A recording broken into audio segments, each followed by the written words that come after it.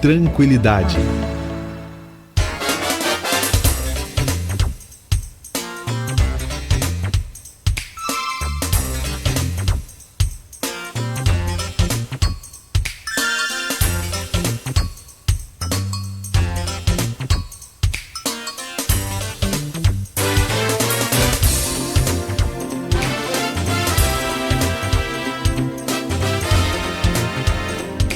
Sete horas 32 minutos, de volta com Folha no Ar, primeira edição. Neste bloco começamos a conversar com a Natália Soares. Ela é professora e pré-candidata a prefeita em Campos. Para você que está ligado aqui na Folha FM em 98,3 ou em nosso streaming no Folha FM 98,3 no Face, YouTube, e daqui a pouco também estará ouvindo esse programa em podcast.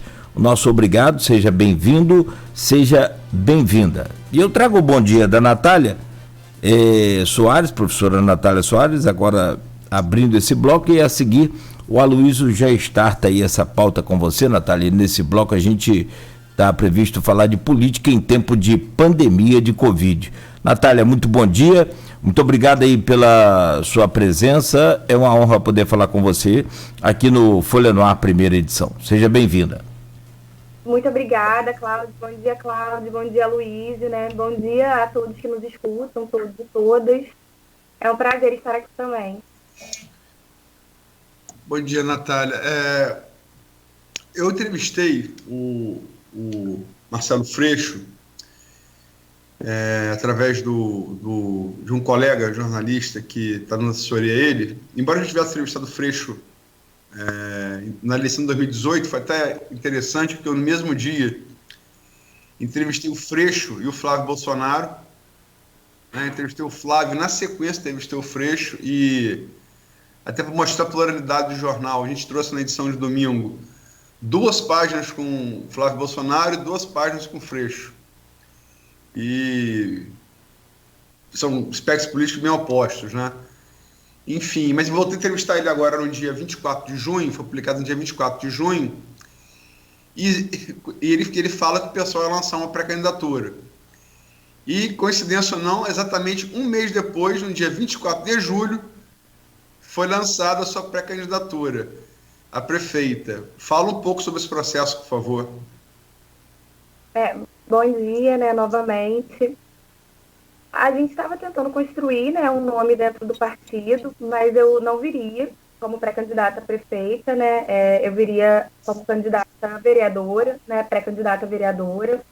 Então isso já estava sendo construído desde o ano passado, mas a gente tinha muita expectativa que o PSOL, né, se mostrasse para a cidade um programa para a cidade socialista, mais que pensasse as desigualdades, em reduzir essas desigualdades. E aí a gente tinha 2 pré-candidatos, né, à prefeitura. Os 2 candidatos acabam, por motivos distintos, retirando essas pré-candidaturas. E aí o meu nome volta a ser cogitado dentro do partido, né, para repensar e para a gente estar se colocando numa eleição majoritária. E eu tenho um tempo curto, né, para repensar. Na verdade, foi um tempo de 2 semanas, então para mim foi bem assustador esse tempo, assim, de... Nossa, coloca a cabeça no travesseiro e repensa se você vai encarar essa, né? E aí eu fico pensando, eu não sei se eu sei sobre coragem, né? Tem até aquela frase, um passarinho quando aprende a voar, sabe mais sobre coragem do que de voo, propriamente dito. E eu tô assim, nessa situação, né?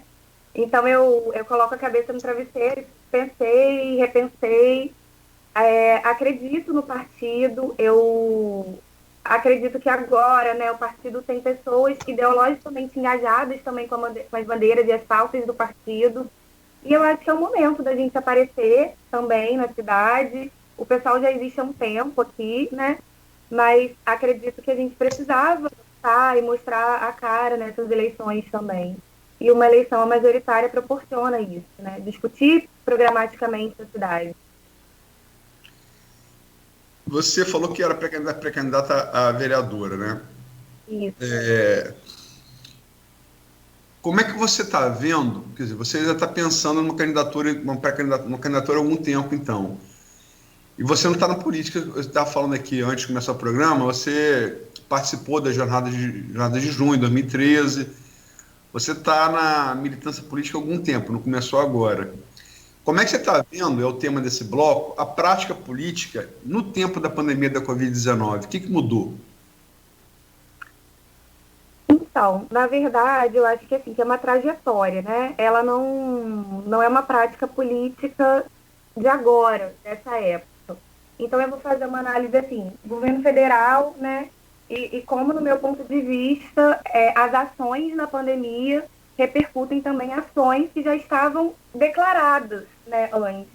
Então, a pouca ação e efetividade política que a gente tem durante o tempo de pandemia é também a pouca ação e pouca efetividade que já estava anunciada desde a eleição. Por exemplo, com o presidente, né, que a gente tem. Então, assim, eu começo na plataforma e com o logo da campanha, né? Então, a gente tem lá Brasil acima de tudo e Deus acima de todos, por exemplo. Já nesse logo se exclui uma parte da população, porque é até o próprio discurso do Bolsonaro, né? A minoria vai se subordinar ao que a maioria quiser, agora. E aí existem diversas linhas, que no meu ponto de vista, assim, elas se manifestam da seguinte maneira. Laicização do Estado, e como isso é pensado, que na verdade não é. O que a gente tem é atrelado, né? Então existe uma moralização da política. A questão da moralização e da fé atrelada à forma de fazer política, e mesmo as concepções.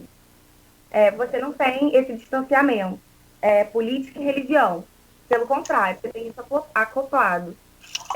A gente tem um movimento anticientificista.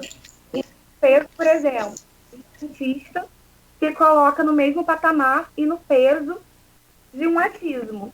Então, a gente tem um movimento de senso comum, né, que vai ganhando repercussão e se espelha, no meu ponto de vista e no ponto de vista do partido, nessas eleições.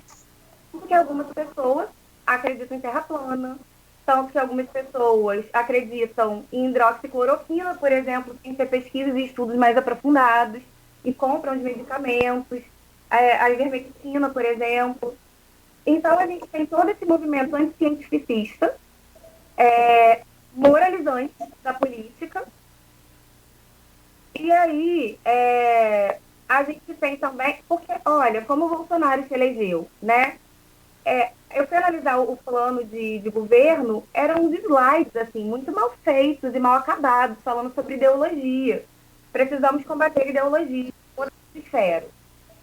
Então, isso caracteriza o que a gente tem hoje, que é a falta de ação efetiva, a falta de ação política nos aspectos da pandemia. E aí a gente ainda tem um discurso, por exemplo, é só uma gripezinha, né? A gente vai passar por isso de forma sutil, é uma gripe. E não é. Hoje os números contrastam com essa fala infeliz, né? Inclusive no Socorreiro, que é outra fala. Então, um total descaso sobre a vida das pessoas, uma total falta de politização. E as ações políticas sendo permeadas dessa forma, por achismo e por questões atreladas a crenças individuais e religiosas. Que, na verdade, é tudo que a gente não defende, que a gente defende um Estado laico. Ou seja, tem que ter essa separação, né, entre política e religião. E aí isso se espelha nesses números que a gente tem hoje. São quase 100 mil mortos. Quase 100 mil mortos. Cada vida, sabe? É assim, uma trajetória, uma história. Cada pessoa dessa, a gente até fala, é o amor da vida de alguém. Eu perdi minha avó, né, para a Covid, também para essa doença. Todos nós aqui em casa adoecemos e a gente passou na pele, a gente sabe que esse discurso é falacioso, né? Não é só uma gripezinha. E como é complicado quando a gente põe... quando a gente mascara essa realidade dessa forma.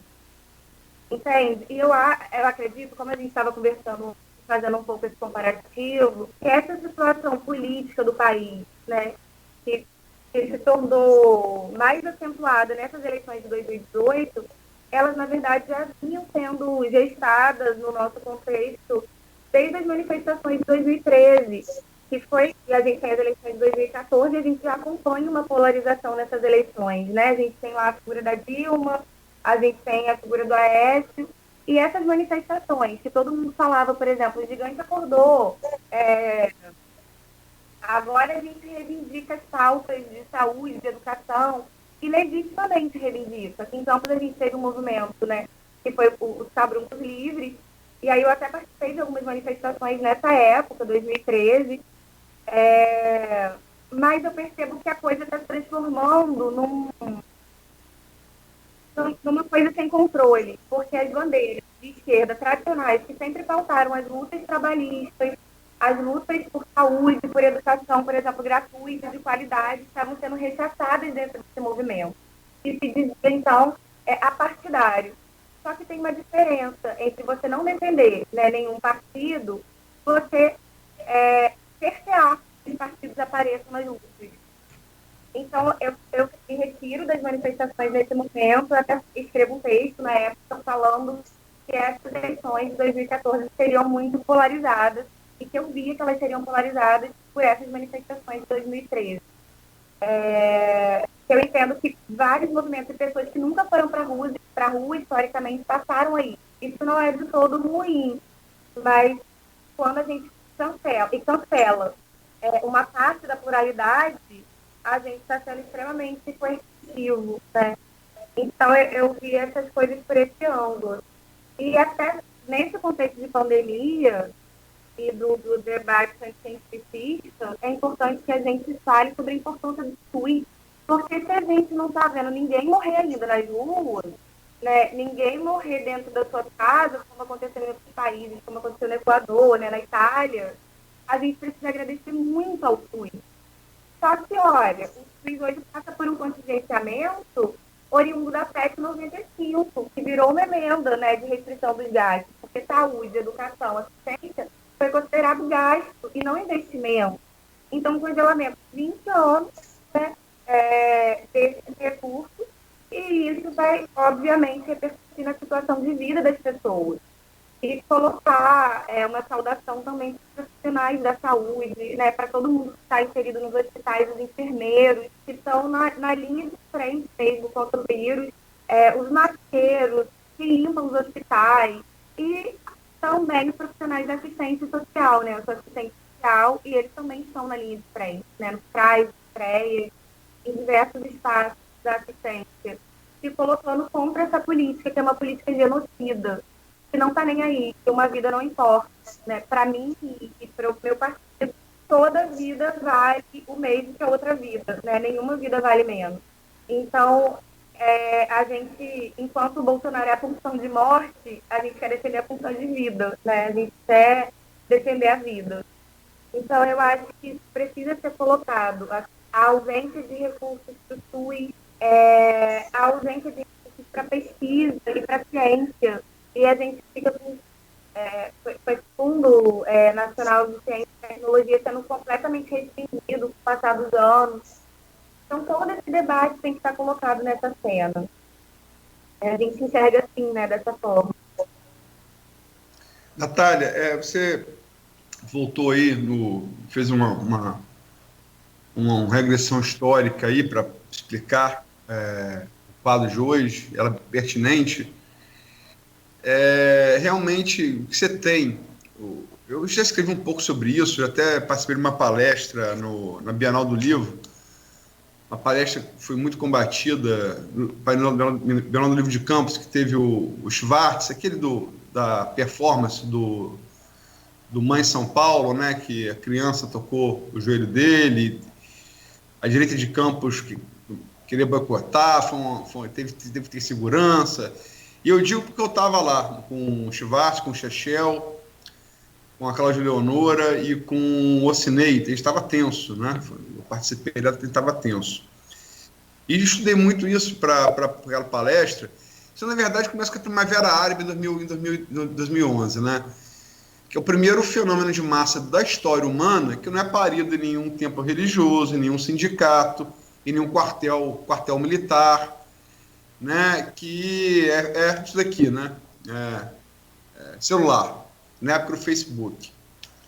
Isso veio na Primavera Árabe, já tinha sido anunciado na eleição de Obama em 2008, o As We Can, mas de fato na Primavera Árabe daí para o mundo, né? Daí para o mundo, e 2013 é um reflexo claro disso, e Bolsonaro vence a eleição com isso. Nesse ponto, a direita parece que entendeu essa mudança e se adaptou a ela antes que a esquerda, né? Agora, nesse sentido, eu trago aqui a pergunta de uma pessoa de esquerda, que é o professor Roberto Dutra, sociólogo e professor da UENF, que encaminha uma pergunta a você. A esquerda brasileira tem se distanciado do povão. Primeiro, perdeu conexão com os anseios de amplas camadas da classe média, o que foi decisivo na vitória de Bolsonaro. Mais recentemente, começa a perder também parte da sua base mais popular, em razão do auxílio emergencial do governo Bolsonaro. Seu partido, PSOL, nunca conseguiu ser popular e ainda é dominado por um perfil universitário com uma visão de mundo bem distante do povão. Como sua candidatura pretende enfrentar esse problema? Como pretende sair da bolha universitária e identitária que distancia a esquerda das maiorias? Obrigada, Roberto. Eu conheço o Roberto da UENF, eu estou lá também na UENF fazendo políticas sociais, né? E ele tem razão, assim, eu compactuo e concordo, né, com a fala, que a gente vem perdendo, assim, não tem essa base, né? Até a gente surge num contexto em que a gente se distancia do PT, né? A gente vem, o partido é criado em 2004 com uma cisão interna, né? A partir de uma tentativa do Lula de aprovar a reforma previdenciária já em 2003. Então a gente sai, né, do partido. Eu não estava nessa época, né, não fazia parte, mas é assim que a gente foi criado. E aí cria o pessoal em 2004. Porque existem valores que, no nosso ponto de vista, são inegociáveis. Então, parte dessa base está lá, sai e rompe com essa estrutura. E é muito importante colocar isso, porque existe uma trajetória também do PT, em que as pessoas se reconheciam. Eu me lembro disso quando eu era mais... Enfim, quando eu era criança, quando eu tirei meu título pela primeira vez aos 16 anos, já tirei para votar na Heloísa Helena, que era do PSOL. E... eu vi as pessoas, assim, ostentarem a estrela, né, do PT. E, assim, classe trabalhadora, e o PT. Então, eu enxergo isso também como um resultado do arrefecimento da esquerda depois que ocupa, né, o poder. Então, hoje, as pessoas elas não olham para a política e se identificam com a política. Existe no senso comum uma frase que explora, né? E é permanente, assim, ela é concreta.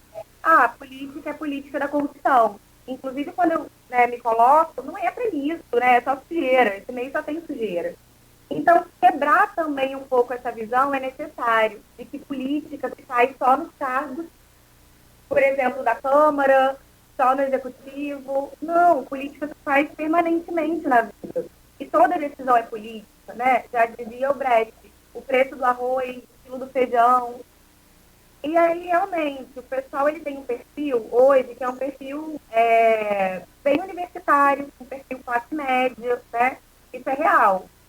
Só que a gente também não pode dispensar essas pessoas que vêm da universidade e que a teoria fornece alguma base de análise social e do mundo e de transformação, porque são fatos e as universidades elas fornecem esse instrumento para pensar, que são as teorias, né, e para a transformação social.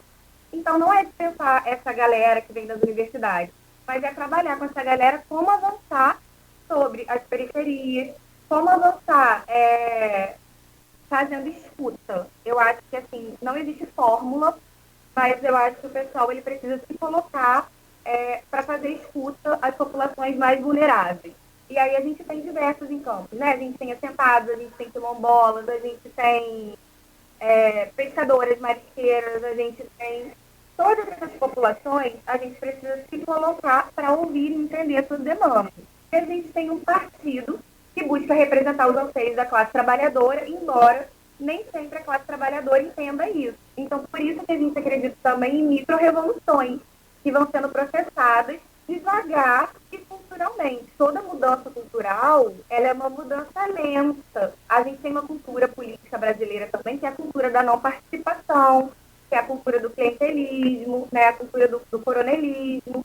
Então, destruir tudo isso, né, e construir algo político que seja novo e revolucionário nesse sentido do novo, de negar esse passado, não negar, mas aprender com esse passado e construir novas bases, é muito difícil e é uma mudança cultural. Então eu vejo esse processo de negação da própria esquerda e de perda das bases como um processo que se acumulou nos anos e com o passar dos anos, e tendo também a figura do PT, né, colocado aí como partido que representava a classe trabalhadora. E eu entendo e reconheço, né, todos os avanços nesse governo, por exemplo, como assistência social. Eu não posso dizer que um governo petista é a mesma coisa, que jamais vai ser, né, de um governo como seria o do Aécio, como é o Bolsonaro. Eu enxergo como é trabalhar na ponta, por exemplo, no CRAS, que é o Centro de Referência da Assistência Social. Então, é muito diferente uma política da outra, né? E são essas coisas que, às vezes, carecem de entendimento na população e que a gente quer fazer o debate. A gente não quer se expulsar do nosso papel de fazer esse debate junto à população. E ouvindo, tendo escuta para esses grupos que são os grupos mais vulneráveis da cidade. E que, por vezes, estão completamente apartados e excluídos. Sem negar ou negligenciar o público universitário. Porque a universidade, embora tenha sido muito apregoado como lugar de balbúrdia, é o lugar da pesquisa científica, é o lugar da ciência, é o lugar do conhecimento, é o lugar que o conhecimento, inclusive, transfere elementos e bases para pensar a transformação social. Então, para além de ser balbúrdia, está lá produzindo EPI, está lá produzindo ventiladores mecânicos a baixo custo. Então, isso precisa ser ressaltado, né? E é ótimo, assim, as universidades públicas sofreram muito ataque.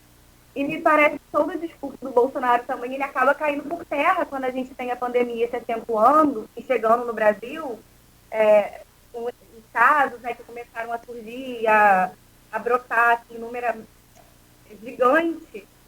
A gente tem todo esse discurso sendo desconstruído de que o mercado vai gerar o bem-estar. Não, de quem que precisou agora? Das universidades públicas para produzir conhecimento. Em quem se vai confiar? Todo mundo quer uma vacina. Da onde vai partir a vacina? Não, assim, não tem outra resposta senão a ciência. E quem produz ciência no Brasil é 95% das universidades.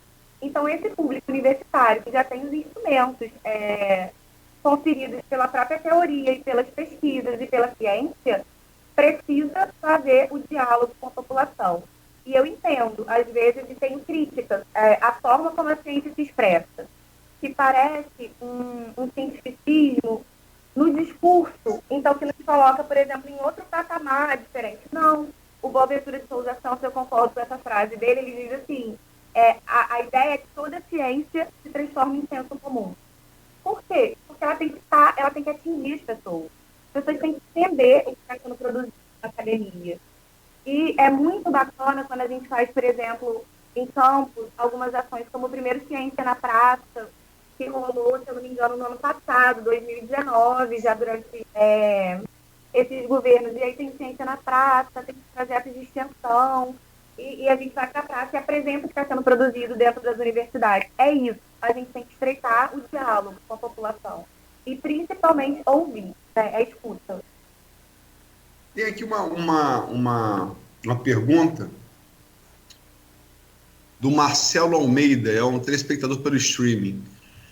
Bom dia, amigos. Qual o currículo da pré-candidata, formação, trabalho e ação partidária? Ou seja, quem é a Natália? É sempre muito complicado falar da gente mesmo, né? Porque sempre parece uma autopromoção. E isso é bem ruim, assim. Mas eu vou dizer algumas palavras que eu disse num texto que eu escrevi aos meus amigos. E acabou até sendo bastante compartilhado. Em realidade, eu esperava que a notícia pelo Folha chegasse depois, porque a gente não sabia muito bem quando ia sair, que ela chegasse depois pelo jornal da minha carta, né? Eu queria que a minha carta chegasse primeiro aos meus amigos, vocês, a quem me acompanha, quem me conhece, porque eu precisava, assim, explicar para os meus amigos quais foram as motivações que me fizeram chegar até aqui, né? Por que é que eu aceitei me tornar pré-candidata pelo PSOL? E aí, eu queria dizer assim antes, né? Nenhum título representa o que você é, né? Então, assim, apesar de estar cursando doutorado em políticas sociais na UENF, né? Tenho mestrado, presidi o Conselho Municipal de Assistência, depois fui vice da ELMA, trabalhei no CRAS de Gruçaí, que é o Centro de Referência da Assistência Social. Eu sou assistente social e professora, né? Então, trabalhei no CRAS de Gruçaí, eu trabalho numa escola estadual como professora de filosofia há 5 anos. Eu trabalhei na POI, junto ao atendimento de pessoas com deficiência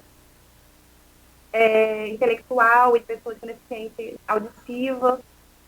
Então, assim, só que não foi isso que me construiu, assim, só isso que me construiu politicamente. Eu atribuo muito ao serviço social também a formação política, porque é um curso que nos aproxima das dores das pessoas. Então, o que foi muito marcado para mim foi que quando eu estava no segundo período da faculdade, eu entrei para uma pesquisa de extensão, e olha como é importante, né, a universidade pública para a nossa formação. Então, tem o tripé da universidade pública, que é ensino, pesquisa e extensão. E aí eu entro numa pesquisa de extensão que tratava o perfil das famílias de baixa renda de campo. Isso aí lá nos anos de 2007, 2008. E participo dessas pesquisas por alguns meses, e a gente roda todo o município, né? Entra na casa das pessoas e preenche o questionário. E eu me lembro muito de observar diversas casas sem o mínimo de estrutura, né? Sem um banheiro, sem condições mínimas, assim, pessoas completamente vulneráveis e entregues à própria sorte. E isso mexeu muito comigo, né? Inclusive, o caso que eu mais me lembro, na verdade, é de senhorinha, de Itacunino Braga, né? Eu lembro até, assim, o local, não sei se eu consigo chegar, mas, assim, a casa era um cômodo, né, de terra batida, não tinha janela, ou seja, completamente, né, sem nenhuma ventilação, sem nada. E uma senhorinha bem simpática, inclusive cansada já pelo trabalho pesado, trabalhava muito, né, lavando roupa, como empregada doméstica, idosa, sabe, assim, sem nenhum direito. E eu não sei nem explicar, assim, o cheiro, sabe, tudo aquilo. E eu falei assim, cara, não, é desse lado que eu quero estar, sabe? Eu, definitivamente, eu não quero estar do lado dos mais ricos. Eu quero estar desse lado. E até porque eu não sou, né? Eu sou de uma família quase trabalhadora. Eu sou a primeira pessoa da família a chegar no mestrado, a chegar no doutorado. Isso é um super orgulho, assim, para minha família. Embora seja, assim, o que é esse título, entendeu? Nada, não é nada. Então, assim, eu não tenho como negligenciar isso. Eu sei o lado que eu quero estar. Quando eu ouvi falar pela primeira vez sobre a ditadura, eu me perguntava se eu teria a mesma coragem das pessoas que se colocaram contra o regime e que conseguiram fazer as críticas ao regime mesmo no contexto de dura adversidade, né? E é nessas horas que eu acho que tem que se levantar pessoas e falar. Eu esperava que não fosse eu, mas assim, eu não consigo também não falar. E aí eu tô aqui, né, por isso. Por observar essas condições de vida, as dores das pessoas. Quando eu trabalhava no CRAI, teve uma moça também que me marcou muito, assim, que eu atendi, né? A gente ouvia, reiteradas vezes, uma mesma história. E eu sempre pedi, assim, a Deus, por favor, não me deixe naturalizar isso, porque isso não é natural. Então, eu me lembro sempre da frase do Dom Helder Câmara, né, que também foi cerceado na ditadura, que ele falava assim, quando eu dou pão aos pobres, me chamam de santo. Mas quando eu pergunto por que tem pobreza, por que os pobres são pobres, me chamam de comunistas. Então, a esquerda é isso, é criticar essas estruturas, é mexer, né, com as estruturas e fazer refletir. E essa senhora que eu atendi no CRAI, assim, essa moça, ela não tinha moradia. A gente também não tinha como fornecer, por exemplo, aluguel social, embora ela estivesse dentro do perfil. As políticas e os programas eram muito, muito restritos. Então, por vezes, trabalhando na assistência, a gente não consegue nem garantir uma cesta básica, que é o mínimo do mínimo para a subsistência de alguém. Mas o mínimo que você pode fazer é fornecer um atendimento humanitário para aquela pessoa. Escuta. E aí, ela me relatando, né, a história de vida dela, ela fala, olha, eu não tenho moradia, eu não tenho nenhum parente, eu vivo de entrar na casa das pessoas, que eu sei que não são minhas e que eu não tenho nenhum direito, eu moro nessa casa, até que o dono chegue e reivindique essa casa. Então, assim, eu entro no quintal, eu fico ali na área que é a varanda, entro, e o dono dessa casa chega e eu saio, me retiro para outra.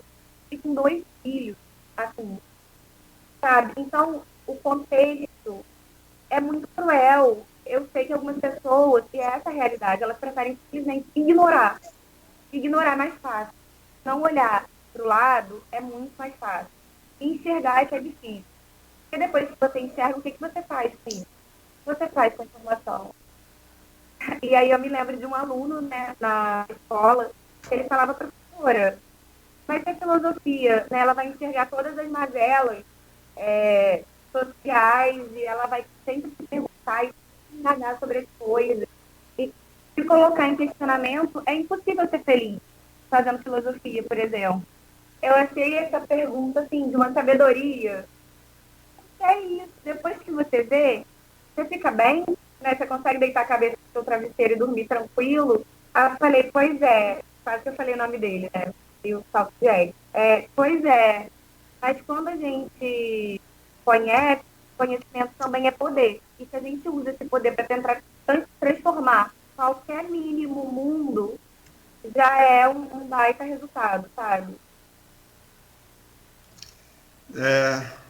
Essa discussão sobre o que é filosofia, só isso dá um programa, né? Mas são 8h03, Cláudio. Vamos partir para o próximo bloco. Vamos lá. Próximo bloco com a Natália Soares, professora Natália Soares, e a gente fala sobre a crise econômica no município de Campos, né? Ela que tem essa vivência aí do campo, conhece muito bem já, pelo que ela demonstrou, né? Como é que ela vai encarar tudo isso e interpretar tudo isso aí pra gente. São 8h04. Ô Aloysio e Natália, só pedir licença a vocês e reforçar aqui sempre o que a gente tem dito, e agora ultimamente um pouco mais, e se for preciso falaremos ainda mais, e pelo que a coisa naturalmente vai esquentando com o andamento aí da eleição, desse período pré-eleitoral, todas as intervenções aqui no Face são muito bem-vindas, desde que não ofendam as pessoas. Serão imediatamente excluídas. O participante, o ouvinte, o telespectador não sofrerá nenhuma sanção de imediato. A persistência, sim, aí o indivíduo será banido da página, consequentemente até, né, bloqueado do nosso Face. Então pode participar à vontade, desde que não falte com respeito às pessoas que estão aqui fazendo parte dessa bancada. Seja qualquer um de nós, né, radialista, o jornalista que está conosco, ou o convidado, né, enfim, desta forma. Que fique bem claro isso. Você me permite, Cláudio, para Claro. reforçar, a gente quer todas as participações, são todas bem-vindas, logicamente que nem todas podem ser aproveitadas e resultar em perguntas, a maioria das vezes são observações, mas o espaço para comentário não é terra de ninguém, não, né? Ofensa, palavra de baixo calão, acusação sem prova, né? E tem até brincar, tem até gente confundindo comentário da rádio com Tinder. Enfim, não é esse o espaço, né? Então pedimos a compreensão claro, dos torcedores. A gente chega até a rir para não chorar, mas tem que... Embora eu, pessoalmente, eu tenho uma filosofia de vida. Sim. Qualquer pessoa que se interessa por mim, quer eu me interesse por ela ou não, eu a priori fico lisonjeado, porque a pessoa está se interessando por mim, né? Então a gente tem que ter savoir-faire para levar isso. Tem a parte amorosa. Pelo amor de Deus, não é Tinder, né? Não é Tinder. Arnaldo aí tá com um fã-clube, né? Bem grande. A gente está brincando assim para descontrair, mas é sério, que não haja nenhuma ofensa, até porque é só uma questão para reforçar realmente e agradecer as pessoas que estão participando e que a gente aproveite o momento e que a gente tanto cobra da imprensa, nós mesmos, né? Todos nós cobramos da grande imprensa que abra espaço para todos falarem, enfim, né? Que sempre foi muito cobrado isso, o espaço está aí, a oportunidade está aí, então faça bom uso desse espaço. Né? Eu não sei, né, se eu posso comentar sobre isso também. Pode, claro. A gente já espera também de uma certa forma, né? Um espaço assim, que a gente, né, é assim, mulher, está se colocando na política. Então, também é uma expressão do machismo, né, que ocorre, assim, de ser não considerada pelo que pensa, às vezes, né? Mas pela forma como se coloca e o que é, né? Então, a gente espera também. Eu gosto muito de uma frase que é, assim, sabedoria popular, né? Quando o Chico fala de Pedro, eu sei mais de Chico do que de Pedro, né, também. É verdade. Então, eu acho essa frase fantástica. E como vocês estão colocando, assim, não é terra de ninguém, tem o paradoxo da tolerância, né? Se você permite que a intolerância se multiplique, daqui a pouco não tem mais tolerância, né? Então, eu acho que isso também é muito importante. Perfeito. Que a gente resguarde o espaço dessa forma. As críticas são sempre todas muito bem-vindas, desde que tenha, né, evidentemente, que aquela linha de respeito. 8h08, então vamos a um rápido intervalo comercial, voltamos com a Natália Soares e daqui a pouco falaremos sobre a economia em Campos, como que ela interpreta esses números todos aí, como que ela vê essa situação e se tem uma solução para isso. Claro que ela é pré-candidata, também observando a lei, não pode se falar aqui de projetos. Alguns ouvintes pedem, fale qual projeto, não tem, não pode, é apenas, são ideias, são debates, discussões, até mesmo como poderia ter sido feito. Acho que isso aí não interfere na lei de forma nenhuma. 8h09, oferecimento dos laboratórios Plínio Bacelar e Clínica Proteus, voltamos em instantes. Quando se pensa em exames laboratoriais,